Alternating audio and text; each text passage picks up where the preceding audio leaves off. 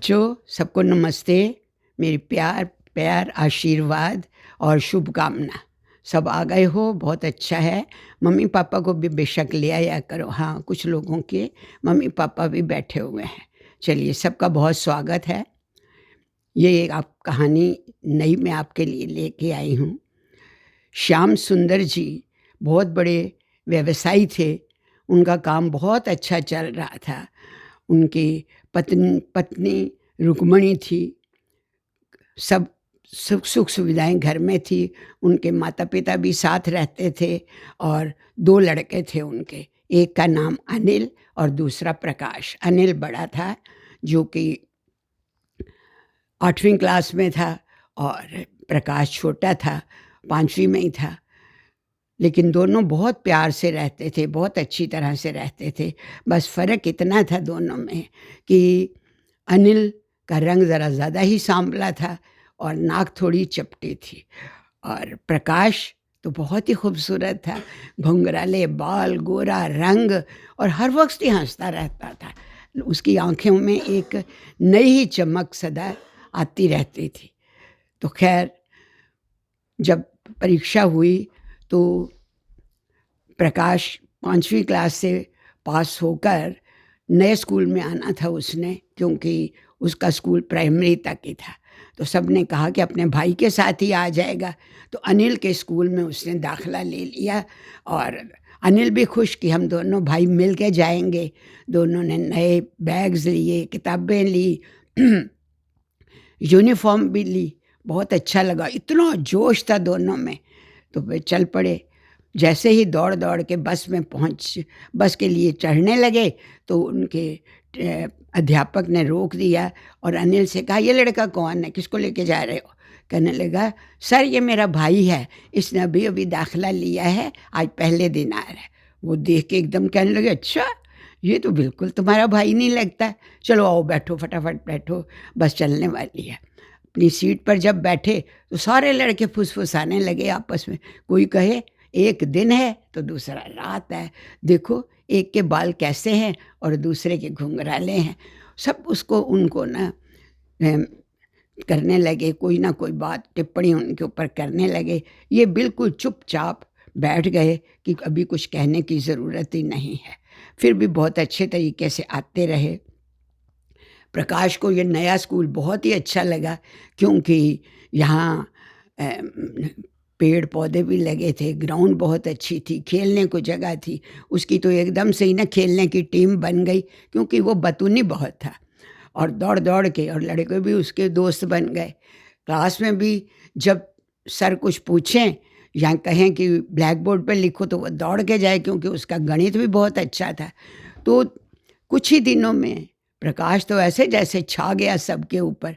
ये सब बातें जब देखी उसने, अनिल ने, तो उसको बड़ा अजीब सा ही लगा कि उसमें हीन भावता आने लगी। एक दिन वो अपना लंच लेने के लिए प्रकाश उसके क्लास में गया, तो सब कहने लगे, देखो ये कौन लड़का आया, कितना सुंदर है।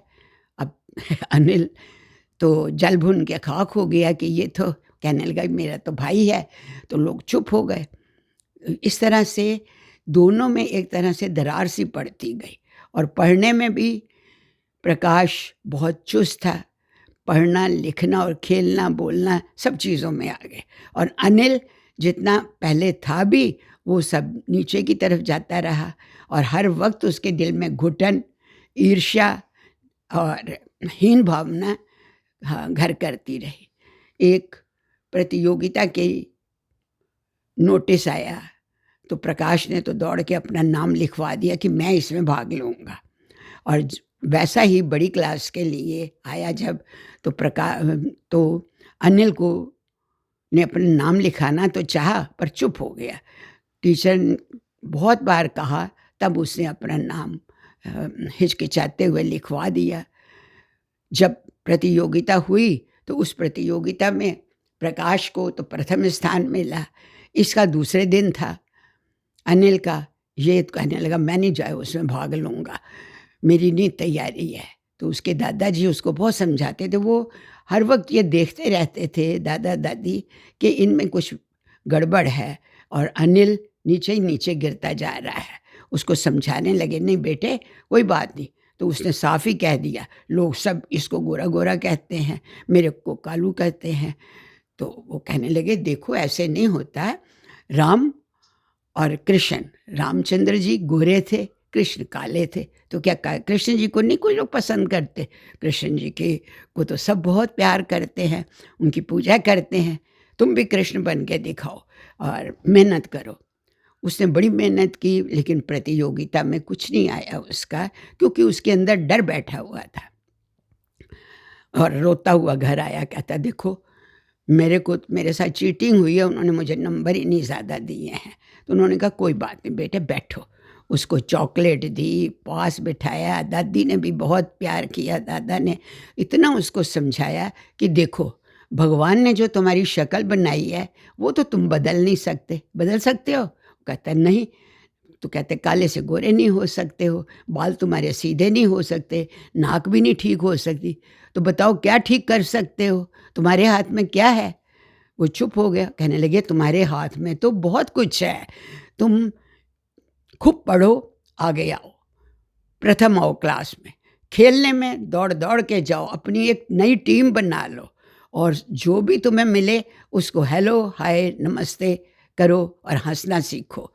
तुम देखना तुम्हारी ज़िंदगी बिल्कुल फ़र्क हो जाएगी। हीन भावना अपने में ज़रा भी नहीं लगाओ और तुम लायक बहुत हो, बहुत सयाने हो, बहुत समझदार हो, ईमानदार हो। अब उसको जोश आया और ये लाइन उनको हर वक़्त अच्छी लगी कि हम अपनी शक्ल सूरत नहीं बदल सकते, लेकिन अपने कार्यों उसको बदल कर हम आगे उन्नति कर। उसने खूब पढ़ना शुरू किया, दिन रात लिख लिख के याद करे। फिर दौड़ दौड़ के वो एक टीम उसने अपने आप बना ली, खेलना भी शुरू कर दिया, सबसे बोले। तो टीचर भी कहने लगे वाह भाई अनिल, अब तो तुम बहुत अच्छा काम करने लगे हो।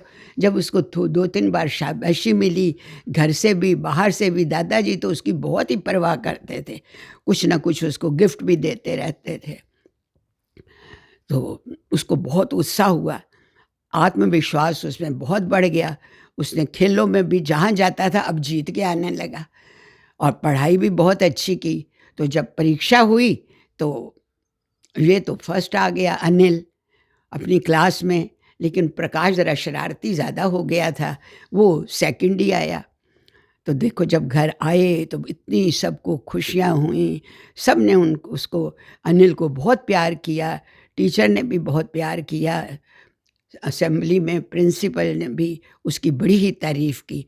और खूब घर आके जब मिठाइयाँ बाँटी गई, दादाजी ने पहले ही सारा इंतज़ाम कर रखा था, इनाम उसके लिए बहुत अच्छा दिया, उसको बहुत प्यार किया और कहा बेटे अपना नसीब अपने हाथ में होता है। तो इसलिए शरीर ऊपर से काले गोरे से कोई फ़र्क नहीं होता। तो इसलिए इस बात की नहीं चिंता करो, तुम खूब पढ़ो और कहाँ के कहाँ पहुँच जाओगे देख लेना। तो इस तरह से दोनों भाई चलते भी रहे और अनिल में आत्मविश्वास और पॉजिटिव फीलिंग आने से वो बहुत आगे उन्नति करने लगा और उसके बाद खुशी-खुशी सब रहने लगे। बच्चों अच्छी लगी कहानी? ऐसे ही अपने में आप भी आत्मविश्वास रखो और कहाँ के कहाँ ऊंचाइयों पर आप कभी ना कभी पहुंच जाओगे। चलिए जय हिंद, जाइए घर अब।